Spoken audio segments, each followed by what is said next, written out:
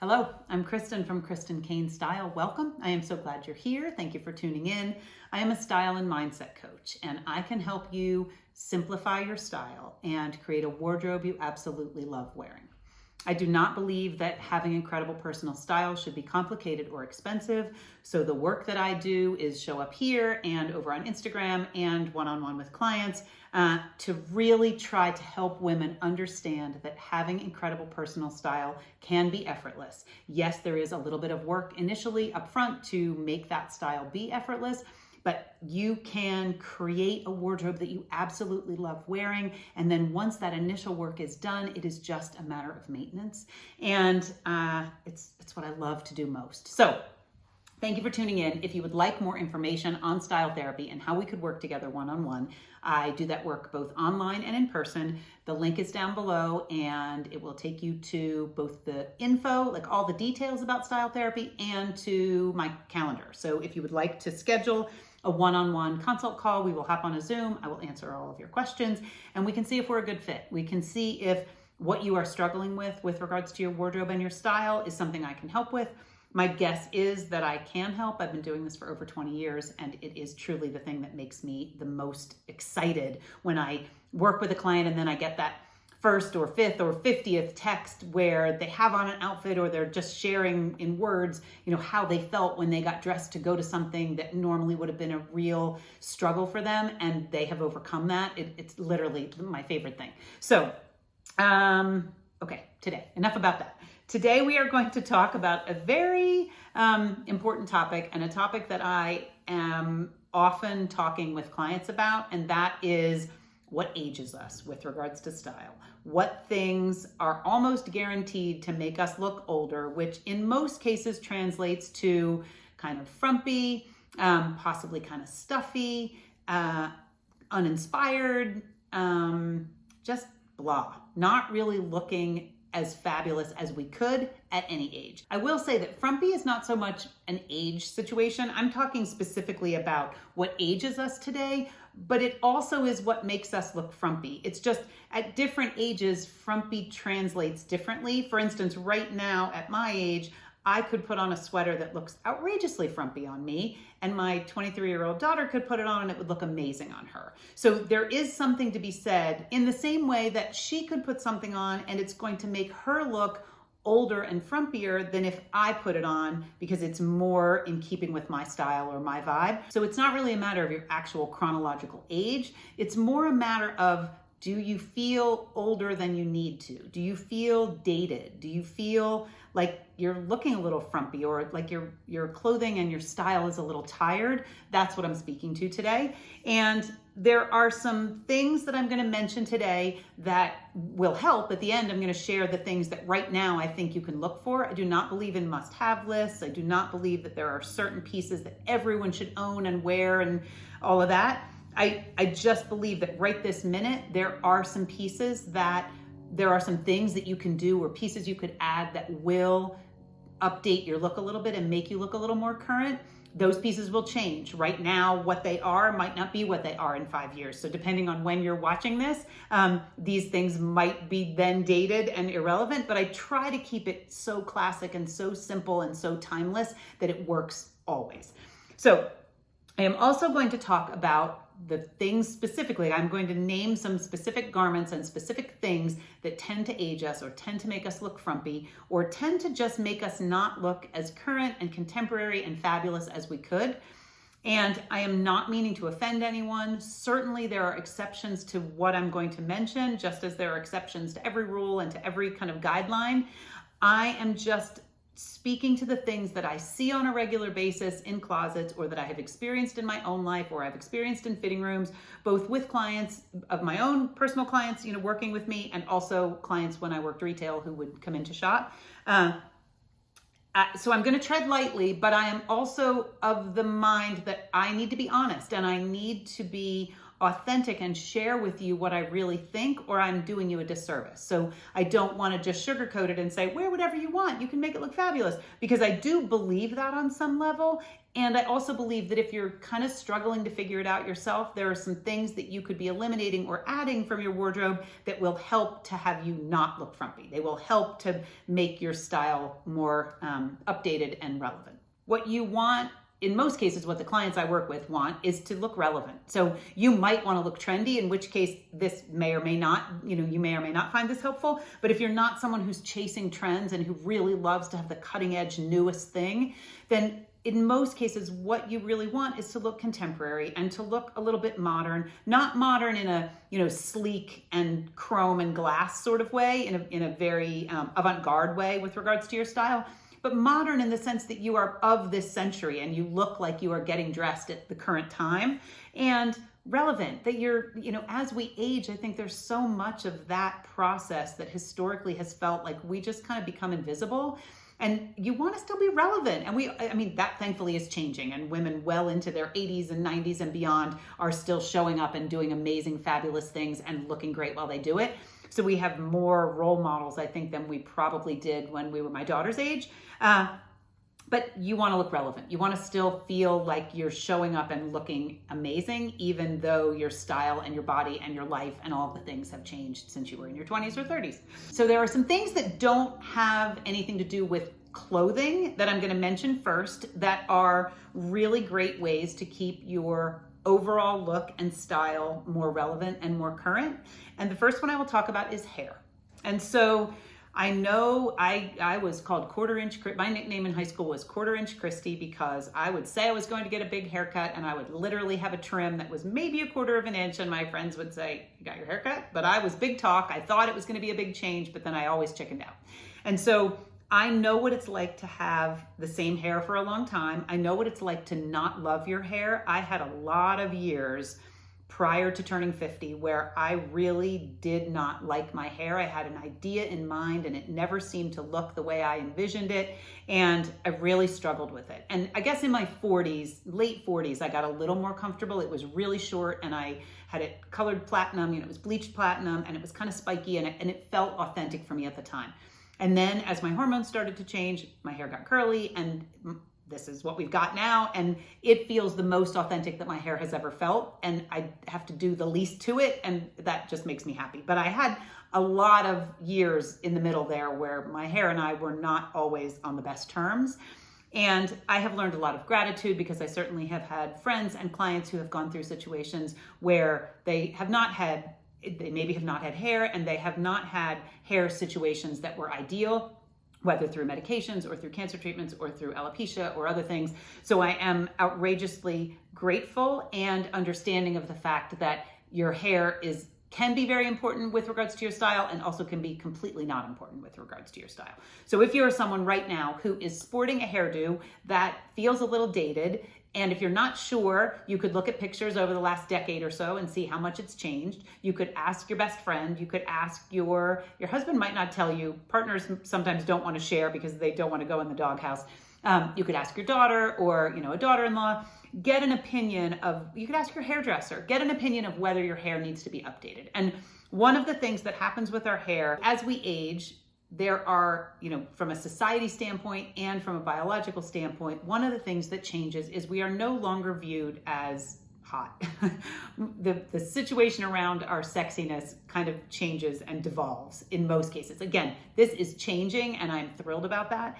And there is something to be said about being postmenopausal and not having that youthful, sensual situation happening anymore with regards to your skin and the tone of your skin, and just in general, things are different. And anyone who's that age knows, and if you're not that age yet, it will happen. That doesn't mean it's awful, it's fabulous, it's just things are different. And so one of the things that happens with regards to hair is if we keep it too severe and we don't allow it to have any personality or any softness, it just adds to that kind of sort of old maid sensibility that society, and media and all of that has kind of created.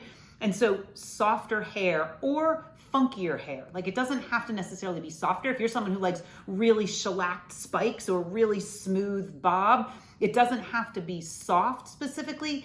If it's funky or if it's a little bit more hip and different, you don't want to have that kind of frumpy bad old lady hair if you can possibly help it. And again, I am sensitive to the hair topic, but I wanted to mention that because for the clients who I work with who are struggling with what to do with their hair because it feels dated, that is something to pay attention to. So whether you look at Pinterest, talk to your stylist, however you address that, more modern hair, it can be gray, it can be completely gray. Gray is not the issue. You can color it if you want to, but gray hair is not causing frump or aging.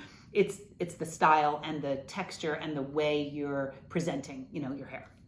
The next thing I'll talk about very briefly is makeup, because I'm not a makeup person. There are gobs of people on the internet who are speaking about makeup and youthful makeup and whether to use things that have shimmer or not shimmer and how to have a dewy, youthful looking skin tone and what foundation to use or non-foundation to use and what kind of lipstick and blush and all of that. That is not my jam. I am very minimal. I have cleaned up my makeup over the last couple of years. I use pretty clean products at this point, Elia and Merit, just to really try to keep it simple and also put things on my skin that feel good and that don't feel super chemically and all of that.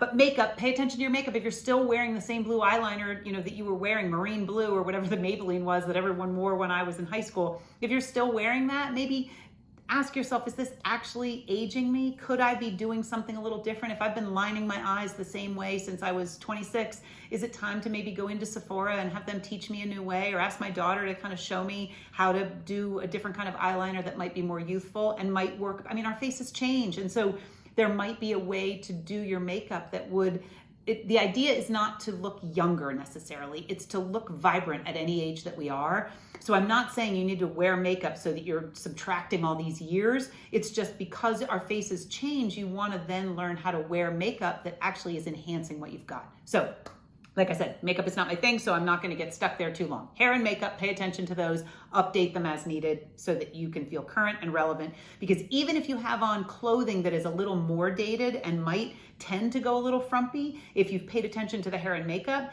and by makeup, I don't mean tons of makeup. I mean paying attention to what's current. You can kind of save a frumpy outfit. You can sort of rescue a frumpy outfit and make it look a little better. So next thing I'll talk about is attitude, because I think that our attitude and our body language go a long way into how we present when we show up in the world. I know women who are literally in their 70s and 80s who are some of the chicest, most fabulous, most modern, hip, stylish women I have ever known. And part of that has nothing to do with their clothing. It has to do with the energy that they show up with. So check your attitude and check your body language. Are you showing up as someone who is tired and feels old and feels frumpy and is bored and is uninspired? If that's how you're showing up, that's what other people are seeing. That's the energy they're getting from you. And so it's really a matter of deciding and paying attention to those thoughts and those feelings that are creating that kind of drag. And I understand, and I will just add as a side note, I am not speaking about people who are dealing with actual depression. Certainly that is something to talk to your doctor about. I respect the fact that mental health situations currently are starting to get a little more attention, but have not gotten the attention that they need. And so if your attitude and your body language is a result of something you are struggling with from a mental health standpoint, that is not what I'm speaking about here. And I certainly urge you to get the help that you need from a professional. If it is just a matter of you are letting just the basic stuff of your days get you down, and you could be standing up a little taller and walking a little brighter and just having your general energy, smiling, when you see someone, making you, they talk about smiling with your eyes, having that sparkle in your eyes, because when you smile all the way to your eyes. If you show up with that, it doesn't really matter what you're wearing, because all of a sudden you have elevated your look. Now we will talk about the actual things that you're going to put on your body that will help you to not look frumpy and to not have you look more dated and or aged, than you actually are. So the first thing I'll mention here is jewelry. I have worked with lots of clients in their closets, and we have cleaned out lots of big costume, beaded, bobbly kind of collar, big necklaces. If you have ever had one, you know what I'm talking about. If you still have a bunch in your closet, I would pick your absolute favorite and I would let go of the rest. There is a chance that they will come back. If you have granddaughters or daughters you want to be able to gift these to, I would pack them up in a box. They are not currently current. J. Crew had tons of them, and then as a result, everyone else did. Anthro certainly carried them. They were large gemstones, kind of set in gold or silver, that almost made, kind of a really, not almost, they made a really big statement around your neck, and they're just passé right now. Doesn't mean they won't come back. It means if that's what you're relying on for your jewelry, that is probably dating you a little bit and aging you and could be adding to the frump. Even though it's a lot of sparkle, it's not making you look current.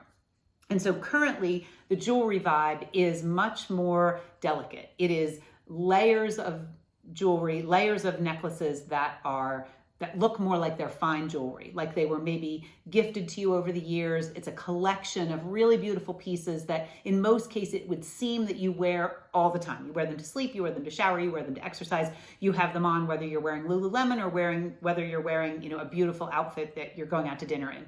They are just sort of the pieces you live with. And while I don't have kind of a collection that I love of that, I have over the years invested or been gifted some pieces that feel like that for me. And so, and right now there's a lot of layering. So if you had 2 or 3, whether it's gold or silver, whatever works for you. Currently I'm wearing much more gold than I am silver, but I do have a few silver pieces that I still wear and love. So whatever works for you. If you have a couple different lengths, just mix and match them. Start to wear 2 at a time and see how that feels. That will automatically elevate and also make your outfit look more relevant and more current, because that is what is out there. It does not have to be fine jewelry.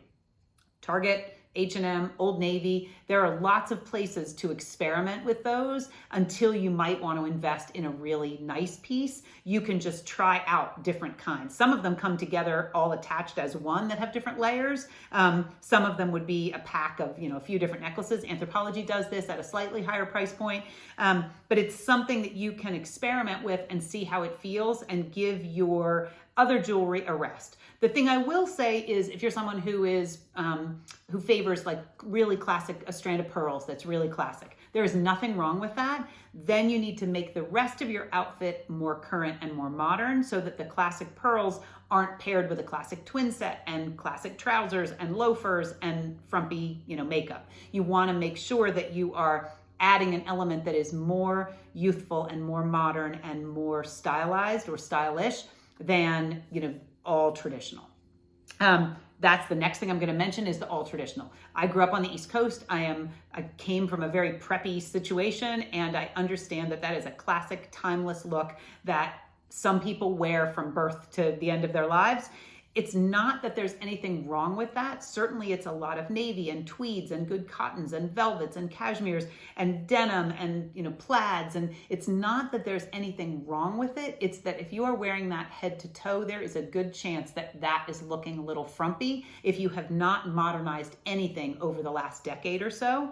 And so I would just kind of pay attention to that. And I would pull the pieces that are your favorite from those traditional pieces, and I would use them in new ways. I would mix and match them. If you have a twin set, is one of the tops that often whether a twin set or whether just a fine gauge crew neck button down cardigan, I find them in almost every client's closet, and they want to put them over a little dress or they want to put them over a little t-shirt. And the last several years, they just look dated. They can even be V-neck. They almost always look dated in that fine gauge knit. They look a little like you have had them a long time, because you probably have, and you should get rid of them, but you haven't been able to, and you just keep trying to wear them.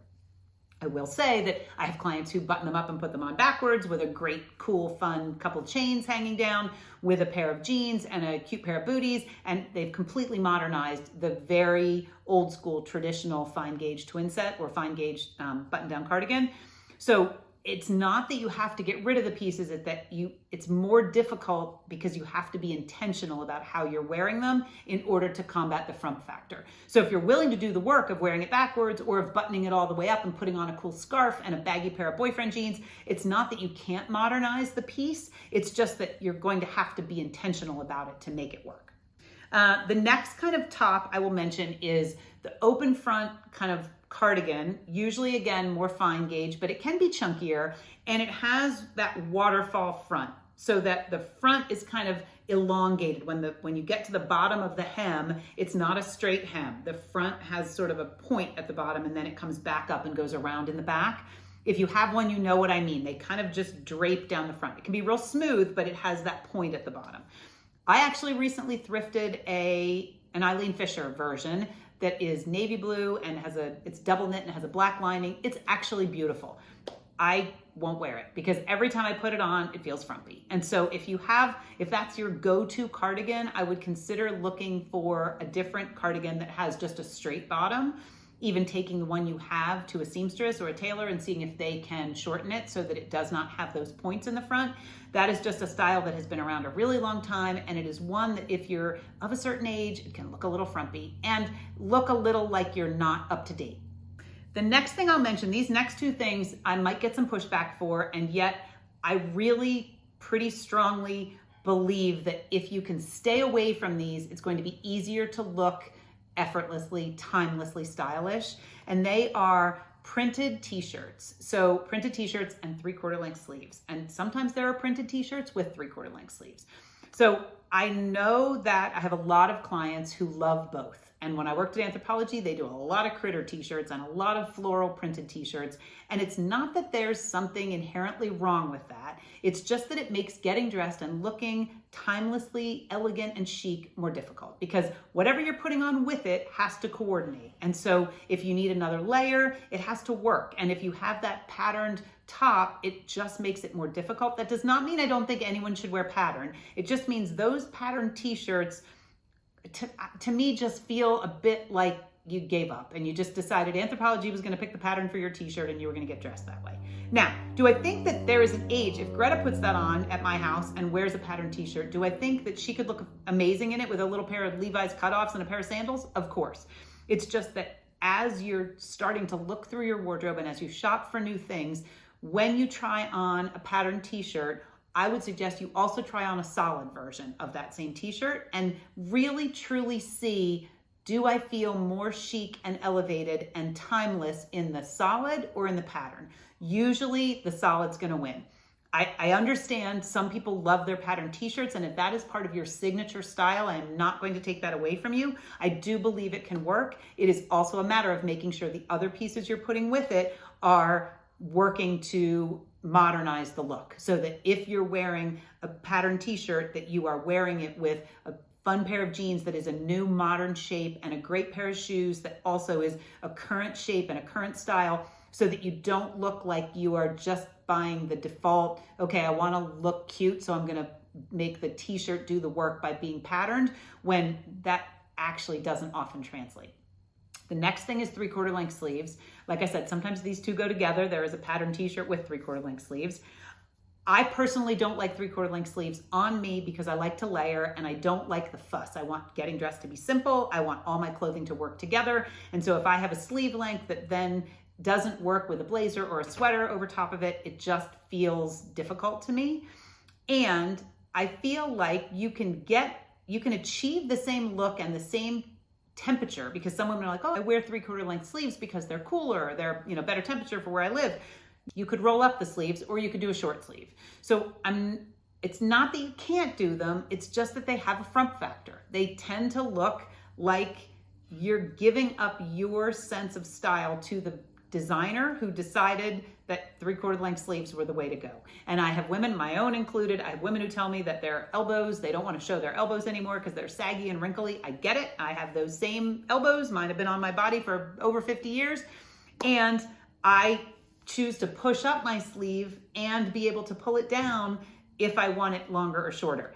If you choose to do a 3/4 sleeve, like I said, you just need to be mindful of the rest of the outfit so that you are elevating the rest of it and modernizing the rest of it. And also, I will say that I even own a couple, there are blouses that have sort of a peasanty look and have either a cinched or elasticized band at the 3/4 mark on the sleeve so that they look kind of poet-like and billowy. And I have a couple of those. And as I've maybe said here before, 3/4 length sleeves don't work for me because I like to layer and I need the perfect temperature to just wear a 3/4 length sleeve all day long. And I don't have many of those days, therefore I don't need many of those shirts. So if it's a blouse and the sleeve is part of the detail, I can live with a 3/4 sleeve. Although the blouses that I have them, I'd be happier if they were longer sleeved. Like I just flat out would. I don't really need that 3/4 sleeve. So if you're doing 3/4 sleeves or printed t-shirts, just be mindful that they can tend to go a little frumpy or a little aged. And so make sure that you're updating the rest of the look. The next thing I will talk about is pants and length. So you want a little bit of ankle to show, unless you're going with a full length or a boot cut, jean or trouser. You want a little bit of ankle to show. That pant hem should stop right about your ankle bone. Maybe a little, an inch or two above possibly, but when you get into that capri that looks more like a pedal pusher or a clam digger or whatever you want to call them, they don't look the best on women, first of all, because they cut the leg in a really bad spot. So they're just not the best line. They don't create the best line. And they look frumpy. They look like you decided that you're too old for shorts and you're too hot for long pants. And so in that case, I would do some sort of wide leg linen, flowy, or a long soft dress or a long soft skirt that you could pair with a t-shirt. There's not any reason that you have to wear that capri length, kind of super cropped trouser or pant just for temperature or for functionality. And you also don't have to wear shorts. I don't wear shorts out of the house. I have a couple pair of denim cutoffs that I wear if I'm weeding or gardening, or if I'm at the beach, but I don't wear them in my real life. And so I'm not saying you need to wear shorts, but if it's hot and that's the reason that you're going for these clam digger or shorter pants, I would opt for something fluid and linen that's going to provide the coolness. It can be a little cropped. It's not that it has to hang to the floor. It's just that weird kind of mid-calf length. It's just not really good on anybody. Next would be if you're still wearing only skinny jeans. I urge you to go to the store and try on other shapes, and I guarantee you will find one that you actually really like every time I shop with a client, and I get them in some other shapes of jeans when they have really been primarily skinny jean wearers for the last decade. They are blown away by how much they love a new silhouette, and they had no idea what to try, so they just kept defaulting on, to the skinny jeans. And they are wowed. And I get those texts that say, I had no idea I could love a pair of wide leg jeans or a pair of straight leg jeans or whatever the case is. So if you're still wearing only skinny jeans, you don't have to get rid of them. Keep the rest of the outfit modern and try on other shapes. Next would be shoes. Get yourself a pair of sneakers, a pair of cute white sneakers, cute black sneakers, cute silver or gold, kind of muted metallic, taupe color, beige. Get a pair of sneakers. I have clients in their 70s and 80s who are rocking really cute sneakers with trousers and with jeans and with dresses. So a cute pair of sneakers will go a long way. It could be Keds, it can be Tree Torn, it can be Converse, it can be Vejas, whatever your brand is that's going to make you the happiest. Sneakers are having a moment, trainers of all sorts are having a moment with all different kinds of looks. They will automatically make your they will automatically make your look a little more youthful and a little more playful. The next thing would be booties. Same thing, doesn't have to have a heel, it doesn't have to be anything intricate or contrived, just a really simple black or brown boot, depending on what you wear and where you live. If you live in South Florida, you do not need to have a bootie, but then it would be a fun, simple sandal if you're a sandal wearer, or some other simple flat shoe that you can put on with dresses and jeans. Just pay attention to your shoes, elevate as needed and update as needed so that you are not wearing, shoes are one of the categories that we kind of wait till the very, we elevate everything else and we update everything else, and then we're still putting on the same shoes that just look tired and old and make us look tired and old. So pay attention to the shoes. If you're going to do some sort of a flat shoe, if you really love a flat, go with something that's a little bit more modern. Right now, flats, whether they are loafers or even kind of a ballet flat or an Oxford, kind of a menswear inspired shoe, they all have a chunkier sole. So go with a chunkier sole. It doesn't mean it has to be like the farthest extreme where it's the super trendy version, but just get something that feels a little bit elevated and updated with regards to its structure so that you're not wearing that same old shoe that you've been wearing for the last decade. Or if you're like with all of these things I'm mentioning, if you still want to wear that really classic streamlined loafer, then wear a really slouchy pair of jeans with it, or put it on with a pair of trousers and a kind of cozy oversized sweater, because that will modernize the look. The next thing I'm going to mention is to size up. So especially since the pandemic, and even a little bit before that, sizes are larger. We have decided that we want more comfort, and part of that look is more modern. And so it's more modern because it is literally currently happening over the last couple of years. And it just looks more effortless because most of us grew up in a time when things were more fitted. And so if we keep wearing the things that are more fitted, we tend to look like we haven't advanced from that time when that was the style, because right now things are a little more slouchy and a little more oversized. So you don't have to change all of the things, but any one of these elements is going to bring a relevance and a contemporary aspect to the pieces that are the pieces you still love and want to wear, but if you're wearing them all together, it's making you look frumpy or aging you a bit. Trousers, I've mentioned a couple of times. I would make sure that if you're someone who wants to wear trousers, I would get a pair of trousers. They are having an enormous moment. They can even be thrifted. I was a non-believer that trousers were out there that I could thrift that would look current and look the same as what's available in stores right now.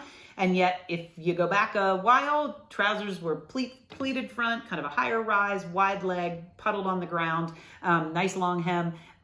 That's what's back in stores right now. So whether you own them already and they're maybe in your closet, dig them out, put them on with a slouchy big sweater and possibly some, cool white sneakers or some other cool sneakers that you own or that you are going to invest in, and, modernize that look a little bit. Same with denim. Like I said, invest in some denim that isn't skinny jeans so that you've got a new shape, and have fun with it. Mostly just mix and match and have fun with it. It's changing up the way that you've been doing it in order to kind of break free of that. This is how I've been dressing for decades, and it starts to look like I haven't shifted and caught up with what the modern style is. And so just start to tweak a couple elements. You don't have to just revamp everything. I'm certainly not suggesting that you get rid of everything in your closet. I'm suggesting that when you get dressed, pay attention to, is everything really fitted? Because if it is, it probably is looking a little dated. A slouchier, bigger blouse or a slouchier, bigger sweater with your same fitted trousers is going to look more modern. Or a wider leg, softer pair of trousers with a more fitted top is going to look more modern. And the best way to find this out is to follow people on Instagram and to go to Pinterest and to look at magazines and to go in stores and try things on so that you get an idea of what the modern versions are of the pieces that you love and how to pair those, with the things you want to keep wearing and, what to replace and what to switch out. I hope that has been helpful. I don't want anyone to think that aging is a problem, because I don't believe that, especially because I'm pretty happy to be aging. Aging is a privilege as far as I'm concerned. And I believe that we can continue to look and feel our best as we get older, and that we are setting an example for the younger generations who are coming behind us, who recognize now that especially, as you hit 50, 60, 70, 80, 90, you do not have to give up on looking and feeling authentic and getting dressed and having great style and looking relevant and elevated and timeless. So I hope that helps. If you have any questions, please let me know. Just drop your comment down below. I'll be happy to answer it.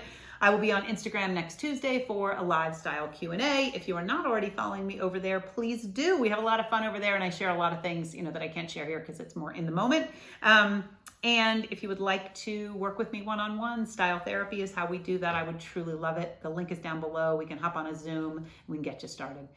Thank you so much for being here. I really appreciate the support. Have a great day.